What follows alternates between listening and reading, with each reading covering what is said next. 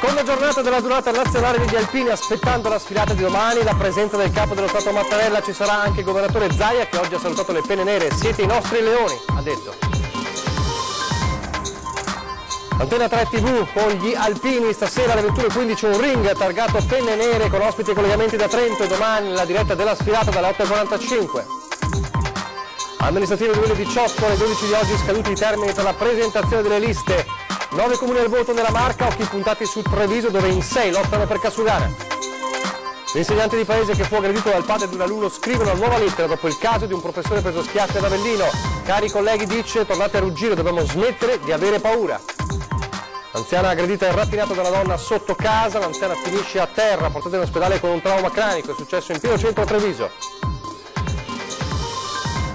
Oltre 2 milioni di euro di restauro per l'abbazia di Sant'Eustachio a Nervesa, stamane il taglio del nastro, ora si pensa a un hotel per i turisti che andranno a visitarla.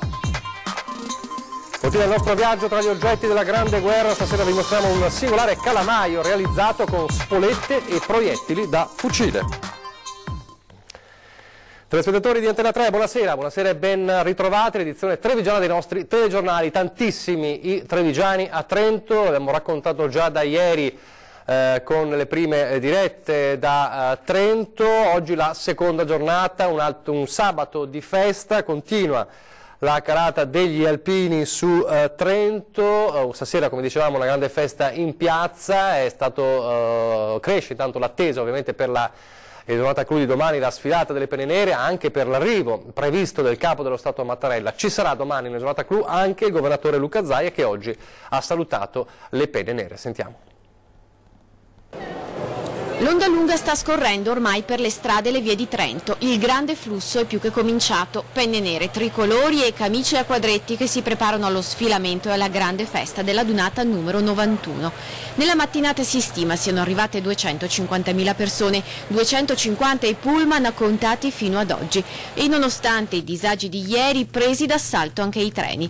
Via via si arriverà, si stima, a quota 600.000 persone, per l'oramai più classica e pacifica delle invasioni. 100.000 gli alpini veneti in trasferta, per nulla intimoriti da sabotaggi e occupazioni.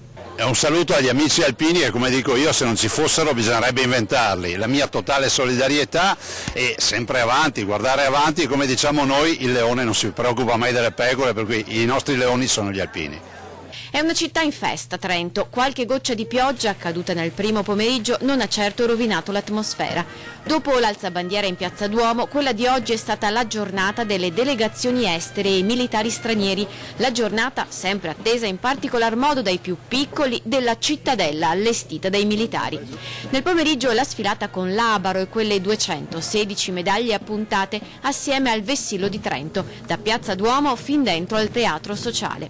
Il saluto del sindaco e poi via per la grande serata di festa tra concerti di cori alpini e fanfare, brindisi tra le piazze, banco di prova di convivenza pacifica.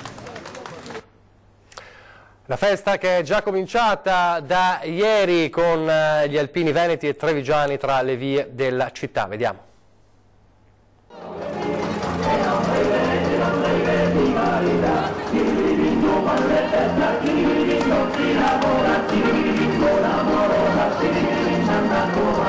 Veneti a Trento, l'invasione pacifica delle penne nere in una adunata che punta alle 600.000 presenze. Tra gli accampamenti è un brulicare di voci, cori e profumi, costicine e salsicce, il buon vino, la gioia di stare assieme da tutta Italia. È la festa e la fratellanza di un corpo unico e impossibile da confondere, tra veci e boccia, tra chi gli alpini li porta nel cuore per i racconti di papà e nonni e chi il cappello l'ha portato durante la naia. Lo rifarei ancora. Lo rifarei tanto per imparare a essere fuori dalla mamma, saperci condurre se stessi. Come i muli. Come i muli proprio, sì. Giovane dal Cadore, perché venire qui? Perché è un motivo per tutti i giovani, perché bisogna credere nella patria, in quello che sono gli alpini, nella cosa fanno gli alpini con la protezione civile e quant'altro. Sabotaggi e intimidazioni non spaventano gli alpini che vivono oggi la seconda giornata della 91esima adunata nazionale. Veneti all'appello. Vicenza. No, Alta Valle del Chiampo. Alta Valle, che non scherziamo. Cosa vuol dire per lei essere alpino? Beh, insomma, Anche un onore, da quei tempi che è passato già 47 anni che ho finito. E i boccia di adesso? E i boccia di adesso? È poco, cioè ormai quello che è, ma comunque vedo che c'è qualcosa, è abbastanza, dai. La festa continua in attesa del clou di domani. Con lo sfilamento delle penne nere si punta alla cifra di 100.000 per invadere le strade della città. Intanto c'è chi si è premunito a dovere per non avere mai la gola secca, strumenti quasi da fantascienza per gli alpini 2.0 e poco importa se il beveraggio non è proprio quello classico. Allora, per spillare la birra, devi pompare qua e poi esce da qua. Ma la birra, gli alpini bevono vino? Quello che c'era, non è che si può pretendere troppo.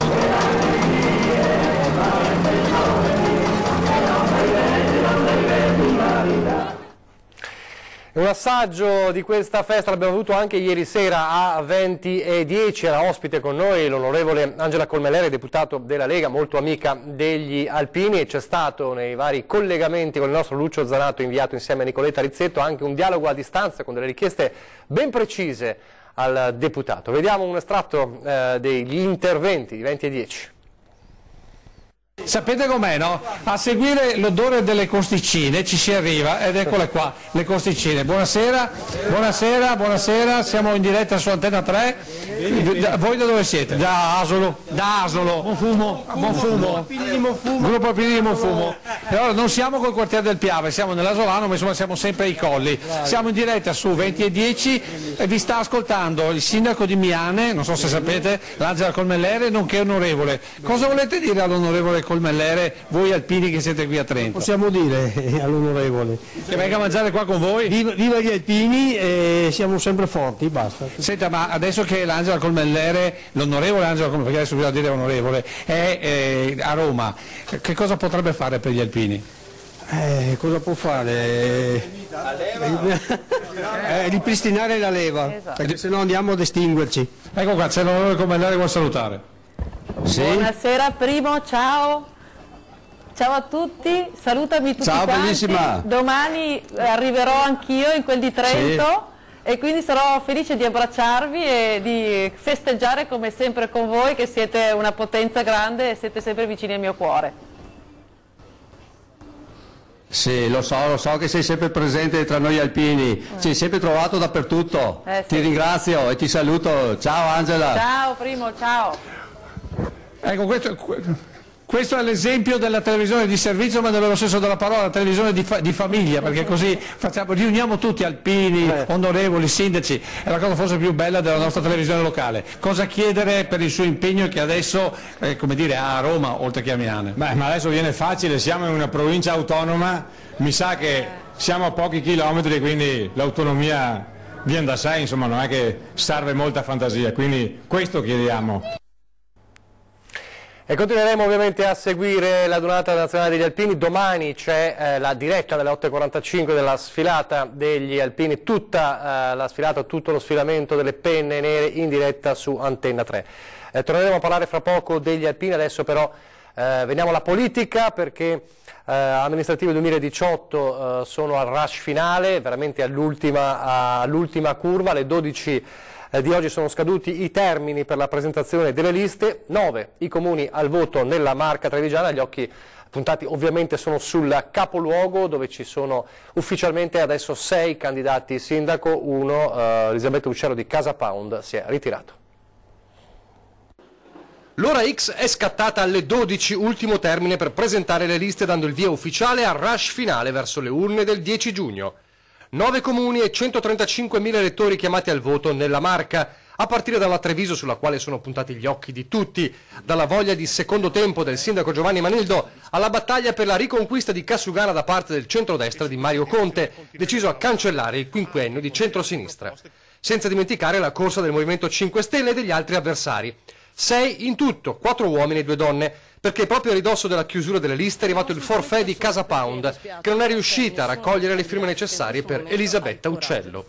6 avversari dunque, Giovanni Manildo si affida a 5 liste, quelle del PD, più le civiche scelte per supportarlo, da quella a suo nome a Treviso Civica, passando per Treviso E e Impegno Civile Futura. Mario Conte invece fa 7. Lega, Forza Italia, Fratelli d'Italia, la lista Zaia Gentilini, la lista Conte, Grande Treviso e in extremis anche la lista Renosto Quartieri al centro. Domenico Lo Sappio del Movimento 5 Stelle proverà a spezzare il duopolio, così come Said Caibi che con Coalizione Civica si è staccato da tempo dai manildiani giudicati troppo al centro e poco di sinistra. E poi c'è la battagliera Maristella Caldato di Treviso Unica Tu, altra ex esponente del PD, critica con le scelte della Giunta. Infine l'altra candidata in rosa, Carla Condurso. A lei il popolo della famiglia si è affidata per portare avanti le sue istanze. Ma non di solo capoluogo vive la sfida delle amministrative nella Marca. L'altro comune sopra i 15.000 abitanti al voto è Vedelago, dove la battaglia è a 3 tra il sindaco uscente Cristina Andretta, Sergio Squizzato e Paolo Quaggiotto. E poi altri 7 comuni al voto: Castello di Godego, Istrana, Marino di Piave, Moriago della Battaglia, Motta di Livenza, Nervesa della Battaglia e San Biagio di Callalta. Rush finale di campagna elettorale dunque, poi toccherà come sempre a loro, gli elettori. Allora, rimanendo a Treviso, proprio oggi, parlando del centrodestra, Mario Conte ha presentato insieme a tutti i big del Carroccio proprio la lista della Lega. Porta San Tommaso, nel cuore di Treviso, questa mattina Mario Conte ha presentato i candidati della lista Lega. Accanto a lui tutti i vertici del Carroccio, dal presidente della regione Luca Zaia al presidente della provincia Stefano Marcon, Gian Antonio Darè ed ancora Giampaolo Gobbo. E nonostante il caldo torrido, molti trevigiani hanno atteso fino alla fine. Vogliamo che Treviso torni quella di una volta, hanno detto, dove i cittadini possano andare anche di notte sulle mura senza aver paura. Sì, assolutamente, vogliamo tornare ad avere una Treviso bomboniera, pulita e sicura, ma molto aperta all'Italia e all'Europa e al mondo intero, perché vogliamo adottare anche delle politiche nel turismo e nella cultura che possono far sì che noi riusciamo a comunicare tutte le potenzialità del nostro territorio e le bellezze della nostra città. Poi i punti fondamentali del programma. Un'attenzione particolare ai quartieri e alle periferie, aumentare la sicurezza e non soltanto la percezione ma la sicurezza reale, tanta cultura e tanta cura del nostro ambiente. Potrebbe delinearsi all'orizzonte un asse leghista dal governo alla regione e provincia ed ora comune. Un asse politico-amministrativo importantissimo che potrebbe vedere appunto il comune di Treviso, la provincia, la regione e anche il governo centrale a linea leghista. Questo potrebbe sicuramente portare degli enormi vantaggi per i nostri cittadini sulle questioni amministrative. Sulla stessa linea Gian Antonio Darè. Una linea diretta per dare giustamente un ristoro alle persone che in questo momento sono in difficoltà tutte nelle città, ma soprattutto nella città di Treviso, ma per cambiare Treviso e farla risplendere come quella che era, ovvero il capoluogo della Marca trevigiana con i suoi splendori, come è stato nel ventennio di Giampaolo Gobbo e di Giancarlo Gentilini, naturalmente con un Luca Zaia che fa da regista. Ieri Mario Conte ha incontrato tutti i candidati delle 7 liste che lo appoggiano, oggi ha presentato invece i nomi della Lega.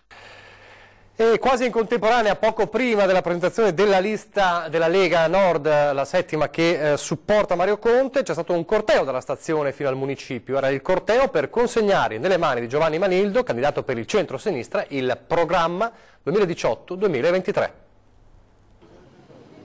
Partenza dalla stazione e poi in marcia fino a Casugana, passando per le vie principali di Treviso. Un gruppo fra candidati e famiglie ha sfidato il caldo per portare nelle mani di Giovanni Manildo il programma 2023, un percorso senza barriere realizzato, spiegano, dall'attuale amministrazione. Questi sono solamente l'inizio di un percorso per l'abbattimento a tutto tondo delle barriere architettoniche, perché a noi interessa che questa città sia accessibile a tutti quanti. Quindi il corteo è partito, in prima fila un mezzo che girerà presto tutta Treviso. Questo è il bellissimo mezzo di trasporto con cui raccoglieremo le idee e che andrà in giro il nostro cuore, il cuore di tutti i trevigiani che è aperto a questa città. Poi l'arrivo davanti a Casugana, dove ad attenderli c'era Giovanni Manildo. Il programma è stato consegnato da Bernardo Bernardini, candidato nella lista civica da anni nel gruppo del Triathlon di Treviso. È veramente con orgoglio e onore che ti porto questo programma dai cittadini di Treviso, con soluzioni concrete per i cittadini di Treviso. Grazie. Grazie. La parola poi passa a Manildo. Oggi c'è un'emozione forte, è un atto solenne e importante, perché questo è un programma di tutta la coalizione, di un gruppo di persone dei trevigiani, di persone che hanno a cuore la loro città. Non è un libro dei sogni, qui non ci sono delle promesse di persone che non sanno come mantenerle o che vogliono stupire qualcuno con degli effetti speciali. Qui c'è la concretezza della quotidianità. Manildo poi è passato in rassegna 4 punti centrali del programma: i nuovi parcheggi, 1000 al 2023, e il nuovo trasporto pubblico, 4 bus elettrici in più che serviranno il centro storico, le nuove misure per garantire la sicurezza in città, 15.000 nuovi punti luce, 14 agenti in più in 5 anni, nuovi provvedimenti per il verde pubblico. Sul fronte delle politiche sociali invece l'attivazione di una nuova carta famiglia. Infine il candidato sindaco è intervenuto sulla gestione del fenomeno migratorio. Vogliamo che il numero dei migranti alla caserma Serena arrivi progressivamente allo 0. Questo momento in cui deposito il programma, ha detto Manildo, è un patto che faccio con la città che cercherò di onorare fino in fondo mettendoci competenza ed impegno. Allora torniamo a parlare, lo ricorderete, di Giuseppe Falsone, l'insegnante di paese che salì all'onore delle cronache suo malgrado per essere stato aggredito e picchiato dal padre di un alunno nella scuola dove insegna. Bene, è tornato a scrivere Giuseppe Falsone, lo aveva già fatto pochi giorni dopo il caso, scrivendo direttamente al ministro. Stavolta ha scritto una lettera a vanityfair.it, la rivista, era una lettera diretta ai colleghi. Lo spunto è un altro caso simile al suo, ad Avellino, un alunno 18enne che ha preso a schiaffi un professore che l'aveva sgridato soltanto perché stava impennando con il motorino nel cortile della scuola, quindi un'aggressione molto violenta per averlo soltanto sgridato. Ebbene, Falsone ha scritto: ci sono passato anch'io, come tanti di noi, in questa lettera, aggredito, ingiuriato e minacciato dai genitori. Benvenuti, scrive sarcastico, nella scuola che si sta trasformando in azienda, dove i presidi sono dirigenti, i genitori sono clienti da accontentare. È arrivata l'ora di chiederci se vogliamo arrivare a fine carriera sopportando oppure trasformando. È ora di ruggire, questo è l'appello agli altri colleghi, di riappropriarci del bello della scuola che non è mai scomparso ma che arde sotto le carte, i doveri e il senso di frustrazione. Ha invitato dunque l'insegnante a diventare dei leoni, a tornare a ruggire e a smettere, dice, di avere paura, contando appunto sulla bontà della scuola e su quello che di buono c'è all'interno della scuola. Dunque un altro messaggio importante da parte del protagonista di uno dei casi che ha fatto più discutere per quanto riguarda il bullismo a scuola, anche nei confronti degli insegnanti. Adesso torniamo alla cronaca e torniamo a parlare di una anziana rapinata e aggredita in pieno centro a Treviso. Stava rientrando a casa in via Risorgimento, nel cuore di Treviso, quando è stata aggredita alle spalle. La vittima è una pensionata di 77 anni che era andata a fare la spesa nel vicino supermercato. Arrivata davanti al condominio ha tirato fuori le chiavi della casa, ad un tratto da dietro si è avvicinata una giovane donna bionda, le ha preso la borsa ma l'anziana ha tentato invano di trattenerla, la scipatrice non ha esitato e l'ha strattonata facendola cadere a terra. Un passante che ha visto la scena ha immediatamente chiamato le forze dell'ordine ed il 118. La 77enne è stata portata in ospedale dove le hanno riscontrato un trauma cranico, ne avrà per un mese. Immediatamente carabinieri e polizia hanno iniziato la caccia alla giovane che è riuscita a scappare con la borsa della vittima. Intanto in via Risorgimento la paura è molta. Solo un mese fa alcuni uomini con il volto travisato da passamontagna hanno preso di mira alcuni appartamenti della stessa palazzina portando via oro e denaro. Gli inquilini chiedono più sicurezza e soprattutto un sistema di videosorveglianza a presidio della zona. E poi la terribile vicenda di un cinquantenne che è stato assolto con formula piena dopo 4 anni di odissea giudiziaria. Era stato accusato di pedofilia, ma si trattava di uno scherzo. Il suo passato non lo ha certo aiutato. Aveva già avuto problemi con la giustizia per le sue relazioni burrascose con varie donne. Poi il cinquantenne di Resana è finito nel mirino di uno scherzo fatto tramite i social da 3 minorenni. Scherzo che gli è costato 4 anni di guai giudiziari. Accusato di pedofilia, è stato assolto con formula piena. In pratica 3 ragazzini che lo conoscevano e sapevano il suo trascorso con le donne avevano pensato bene di aprire un falso profilo con foto e dati di una giovane donna maggiorenne.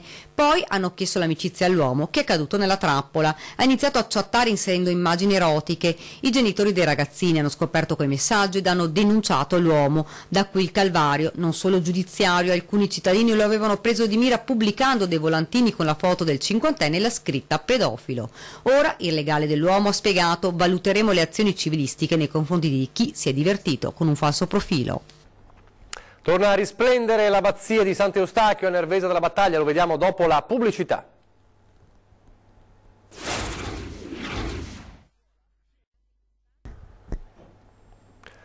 Rieccoci in studio, telegiornale di Treviso, allora a Nervesa per la inaugurazione questa mattina della restaurata abbazia di Sant'Eustachio, un intervento da oltre 2 milioni di euro finanziati da un privato che ora punta a rilanciare turisticamente il paese e tutto il Montello e che prima del taglio del nastro ha colto l'occasione per togliersi qualche sassolino dalla scarpa. La città deve essere l'unica città dove i colombi, i piccioni camminano e il leone vola, ricordatevelo. Diciamo, il leone non si preoccupa di quello che pensa una pecora. Uno scambio di battute che ha sintetizzato il punto di arrivo di un progetto ma anche la sua prosecuzione e in contemporanea ha scaricato la tensione accumulata dagli ostacoli politici e burocratici superati per raggiungere questo obiettivo. L'abbazia di Sant'Eustachio restaurata, luogo culturale, storico ma anche e soprattutto attrattiva turistica. Oggi il taglio del nastro di un intervento da 2 milioni di euro e 600 giorni di lavoro. Un cantiere consegnato nei tempi, finanziato da Ermenegildo Giusti, emigrante in Canada che ha deciso di seguire le sue radici diventando per 80 anni custode di questo caposaldo di storia trevigiana. 956 anni fa Rambaldo III di Collalto dava vita nel 1062 all'abbazia di Nervesa. Oggi Ermenegildo Giusti eredita il testimone assieme alla sua famiglia e decide di investire un paio di milioni di euro per riportare e recuperare questa abbazia. 1000 anni fa il principe combatteva contro i barbari, questo principe ha combattuto contro la burocrazia. Beh sì, direi proprio di sì, è cambiato il nemico, però insomma le rogne ci sono sempre. Una battaglia vinta per un mecenatismo che non può essere fine a se stesso, hanno sottolineato gli esperti intervenuti, analizzando il sostanziale fallimento dell'art bonus nazionale. Perché l'imprenditore finanzia un recupero se percepisce che sarà motore di sviluppo economico e quindi benessere collettivo. Ecco perché questo restauro è solo l'inizio di un progetto più ampio e diffuso. Nel mio programma per i prossimi 5 anni, oltre a investire naturalmente sulle strutture scolastiche che sono prioritarie, ma investire molto sulla cultura e sul turismo. Quindi anche un nuovo hotel, qualcosa così?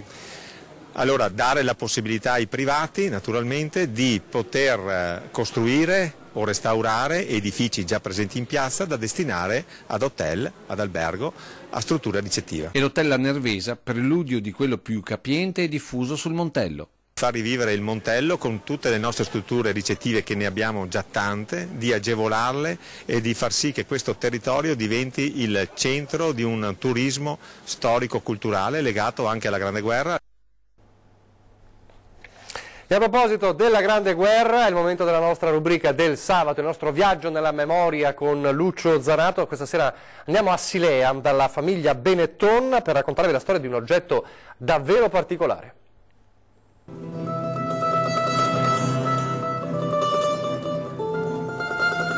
C'è tutto il pudore del rispetto per un congiunto che non c'è più e per questo suo modo di esorcizzare le atrocità della Grande Guerra, nel silenzio della famiglia Benetton di Silea. Loro non vogliono apparire e hanno chiesto a noi di raccontare ciò che sanno di questo calamaio davvero unico.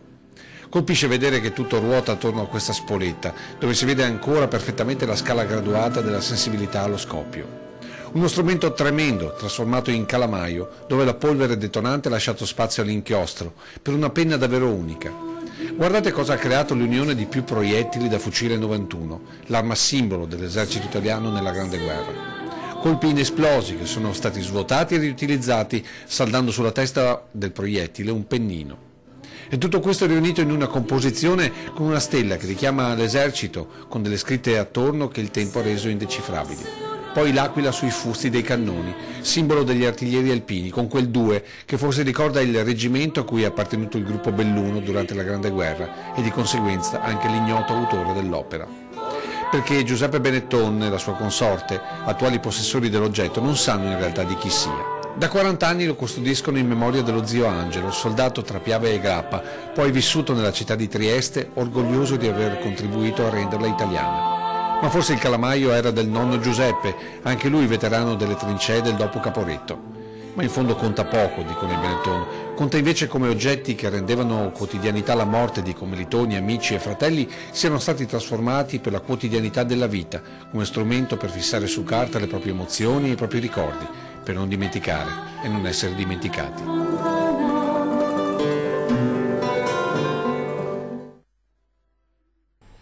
Continuate a segnalarci gli oggetti, i vostri oggetti della memoria della Grande Guerra, un luogo, un oggetto, una storia, e lo potete fare come sempre con un SMS o un WhatsApp al 340 321 8728, ripeto 340 321 8728, lo vedete in sovraimpressione, oppure mandando una mail a treviso@antena3.it. Siamo davvero in chiusura, ovviamente abbiamo parlato degli alpini e della Donata Nazionale degli Alpini, seconda giornata, quella di oggi, ebbene in attesa della sfilata di domani, vi ricordo diretta dalle 8:45, dalle 9 vedremo tutta la sfilata, tutta la giornata di grande festa in diretta, ma stasera c'è una puntata speciale di ring dalle 21:15, il quadrato di ring che si mette il cappello alpino, una puntata speciale dedicata alla Donata, e con Ferdinando Marino ci saranno collegamenti in diretta ovviamente con Trento e i nostri inviati, e poi in studio ospiti come Giancarlo Gentilini, Maurizio Paniz, Tony Zanatta del gruppo Alpini Treviso Salsa Reginato, Maurizio Venturin, presidente nazionale Alpini Paracadutisti, Venturino Cagnato, sempre del gruppo Alpini di Treviso. È davvero tutto, vi lascio allora alle previsioni del tempo, grazie per averci seguito e arrivederci.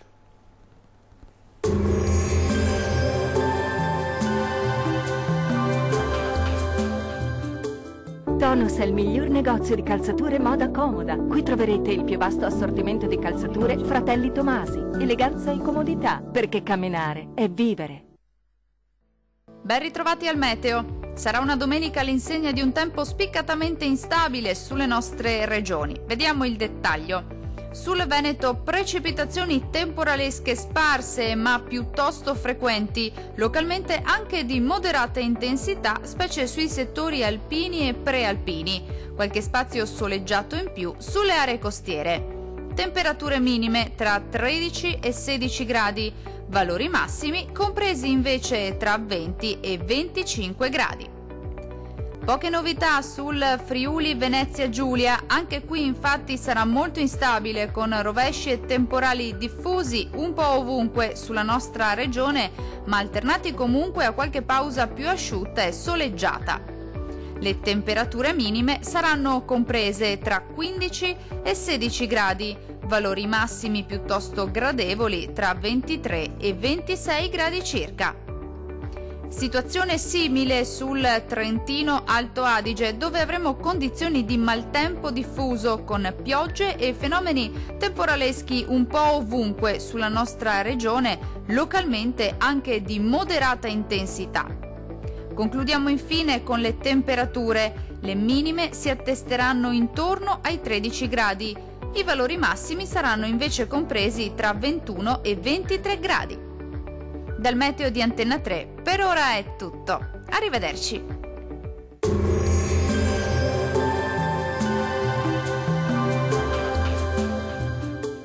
Tonus è il miglior negozio di calzature moda comoda. Qui troverete il più vasto assortimento di calzature Fratelli Tomasi. Eleganza e comodità, perché camminare è vivere.